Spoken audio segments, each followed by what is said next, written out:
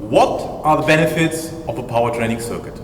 Today we talk about what are the benefits of a power training circuit, how the power training circuit or a power training circuit can help to improve your sports performance, and also how power training circuits can potentially help weight management and weight loss if required.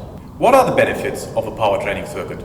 We've discussed that in previous videos, that there is a high application to sports and the requirements of a sport, especially in sports where you have repeated power outputs. So you need to produce high power, periods of rest, can be short periods or long periods of rest, and do it again. Yeah, so where you have repeated power outputs over a longer period of time. Another application is in sports where you have to maintain high power outputs. That can be for a duration of 10 seconds, 20 seconds, whatever it might be. But also that is important in the sport that you are able to maintain a high power output. Therefore, power training circuits can also help to develop this physical quality of maintaining high power outputs. Okay, so what are the benefits of a power training circuit? First and foremost, one of the benefits is due to the high density of training. Density refers to work in relation to rest. Yeah? So there's a high ratio of work with a fairly short period of rest. So you can accomplish a lot of work within a short period of time. This makes it very time effective and time efficient.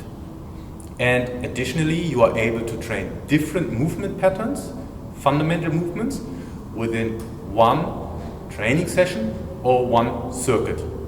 So touching on the movement patterns and how you can train different movement patterns, the power training circuits give you the ability to train the movement patterns and also specific movement patterns as they occur in your sport. So what does that mean?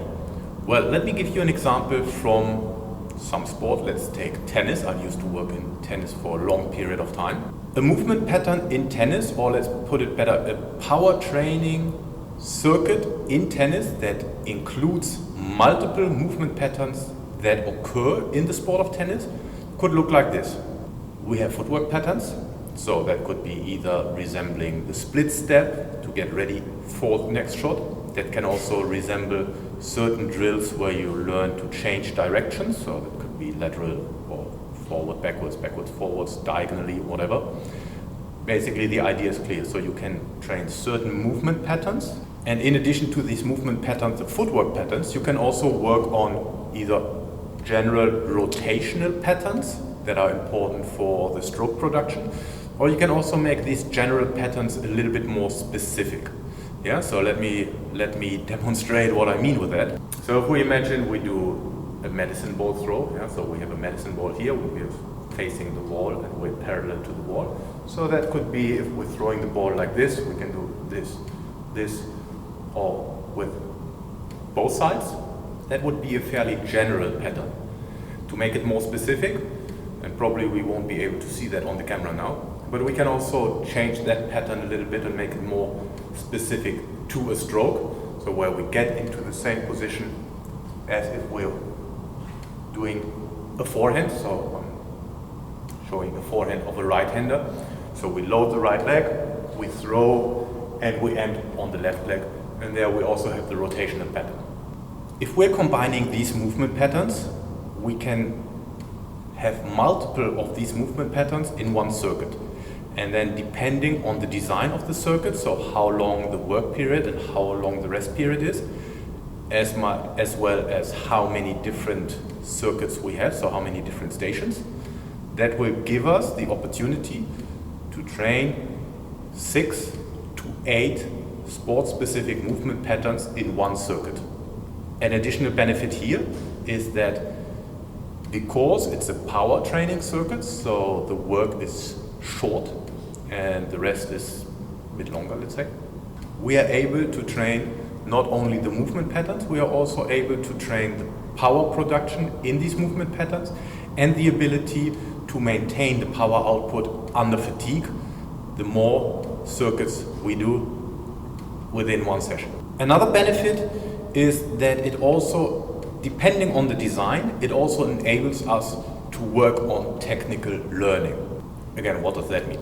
Technical learning, depending on which philosophy you are following, but let's follow the most common and most accepted philosophy. There are 3 stages of technical learning. There's the acquisition phase, there's the consolidation phase, and there's the realization or refinement phase. Basically, acquisition means you're acquiring a skill, consolidation means you're consolidating that skill, and refinement is where you have acquired and consolidated that skill, and now it's about reproducing the same skill over and over again under circumstances of fatigue, pressure, whatsoever. So let's make a long story short. Going into detail about technical learning would definitely go beyond the scope of this video. So, how can we use power training circuits for technical learning? Again, if we're choosing any skill we want to work on, we can design our power training circuit that the work periods are shorter, yeah? So we want to avoid accumulated fatigue due to a longer work period. And if we allow the rest periods to be a little bit longer, it will give us the opportunity to work on that technical skill, as well as in the acquisition phase and in the consolidation phase. So what is long and what is short? Again, we need to go back and look at energy systems. If we think about fatigue and energy systems, the ATP-CP system gives us energy for 6 to 10 seconds. So we need to design that drill around that time. Yeah? So let's say we choose 10 seconds. We can go a little bit over these 10 seconds, so make it 15 maybe. If the goal is working on technical development and technical learning. And then we need to look at a work to rest ratio of a minimum of 1 to 1.5 to 1 to 2. 15 seconds of work, so now 1.5 is a bit complicated. Basically it's 22.5 seconds, somewhere between 22.5 seconds and 30 seconds. So to recap, if you want to work on technical development, make the work periods short, 10 seconds, 12 seconds, 15 seconds, and allow for a rest that is 1.5 to 2 times the length of the work period. So obviously the biggest benefit, and we've touched on that in previous videos, is the ability of working on power production and maintaining power production. I would think that is pretty self-explanatory, but let's come up with an example. So if we're thinking about any sport where you have to do repeated efforts over and over again, you might be tired of me telling this story. If we think about tennis, badminton, whatsoever, we have multiple sets, and within each point we have a period of rest, and we want to be able to produce the same amount of power towards the end of the match as we do in the beginning of the match. So this is an example of being able to repeat power outputs over and over again without or with a minimal loss of power and performance. And another example would be to maintain power output. So if we think of any sport within a duration of, let's say, 15 seconds, 20 seconds, 30 seconds, whatsoever, that it is natural that if we go full out, that the power production will decline. An example for that would be one sport I'm working with, BMX, where the duration of a race is somewhere around high 30 seconds, so 38, 39, 40 seconds, depending on the track. So you need to be able to produce that power, the power you need for 40 seconds. If we look at track and field, another example, a 200-meter run. So you need to be able to produce power for around 20 seconds, depending on your level, but if you're good, you run 20 seconds or less, or a little bit more than 20 seconds. Same is true for 400 meters. Again, there the duration is already a bit longer, so we're talking about 44 seconds plus. But again, the idea is clear. We want to maintain the power for the entire duration. So whether it's 40 seconds or 20 seconds, we want to maintain the power for that duration of time. For those who are interested in weight management and weight loss, for example, or fat loss, power training circuits can also be a valuable option because, as I said in the beginning, the high density of work, so we have concentrated work followed by incomplete rest, followed by work again. So throughout the whole power training circuit, you will have an elevated heart rate, which is pretty self-explanatory, but also you will have a high energy expenditure, which can help weight loss if it's combined with proper nutritional strategies. And last but not least, one of the benefits of power training circuits is that it works on mental toughness.